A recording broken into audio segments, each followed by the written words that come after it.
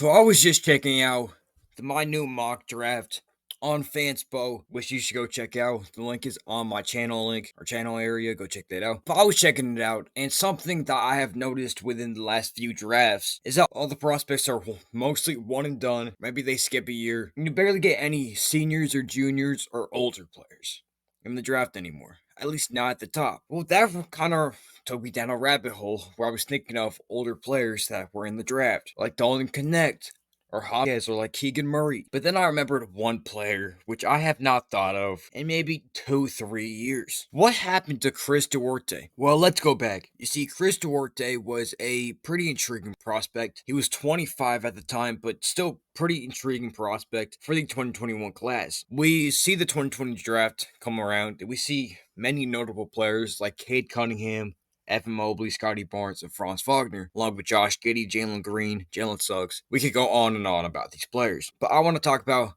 all the way up to the 13th overall pick, where the Indiana Pacers selected Chris Duarte. Now, for an NBA player, 25 seems crazy old. And you know what? Yeah, it is. But for the Indiana Pacers, who had DeMontis Sabonis and Victor Oladipo at the time, they would need an older player that could help them reach the playoffs and just help right away. He looked pretty good. Maybe he had some potential in him. Well, his first half of the season comes around and he looks amazing. Looks like one of the best rookies out there. But then a spike happens in the second half of the season. He just doesn't look like himself anymore. Doesn't look as good as he was. Doesn't look like a top rookie. Then his second year comes around. Halfway through his second year, he gets traded to the Sacramento Kings. Now, that is crazy for a player that young, or shall I say that early into his career, being traded to a team where, honestly, they're just better, and you're probably not going to get as many opportunities, and you're an older prospect, so you're not really going to see the floor, and that's really what happens to Sacramento. He barely plays, and just a few short years later, he gets traded in the DeMar DeRozan deal. He gets traded to the Chicago Bulls. He's on the Chicago Bulls, and he doesn't get much playing time, and he gets cut. And he's out of the league in about like 4 seasons. And honestly, no one remembers him.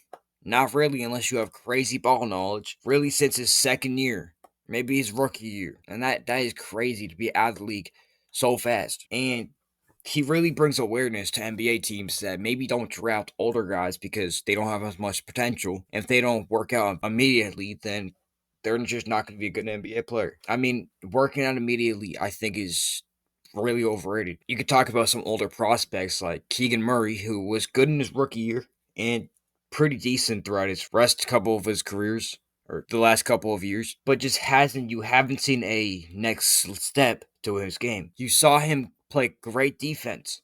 And maybe it's just because the Kings are asking him to do way too much on defense. I mean, he had a crazy scoring game against the Warriors in the play-in back in 2024. But ever since then, you really haven't seen anything from him. He just kind of seems like a trade chip now. And you know, you're not going to build their team around him. He's like 24, 25. He's way too old to build a team around, and you haven't really seen a nice leap. For the Sacramento Kings, just looks like a disaster. And then you could think about some other guys like Chris Murray, his twin, who honestly, I don't even know if he's on the Trailblazers anymore. If he does, I don't think he gets serious minutes. Maybe you could talk about Jaime Hawkins.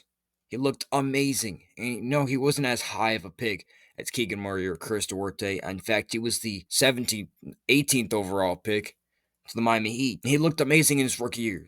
I think, yeah, he was all rookie first team. And then he goes into his third year, obviously, and he looks a lot better. He looks like potentially top. No, they have Norm Powell, who honestly, hot take, I think he's their top player. Then you have Bam, Tyler Hero. He could arc. I think he's better than Nikola Jovic and Davion Mitchell. Potential third, fourth best player. They're probably going to trade Tyler Hero, but he looks great again. So that's a good example. But another bad example, player that you could talk about is Dalton Connect. I mean, for the Lakers, he looked amazing in the first half of his rookie year. But then he starts to play not as good. And he starts getting into trade rumors. And now he's practically unplayable for the Lakers. I mean, in Summer League, a place where he's supposed to shine as a second-year player.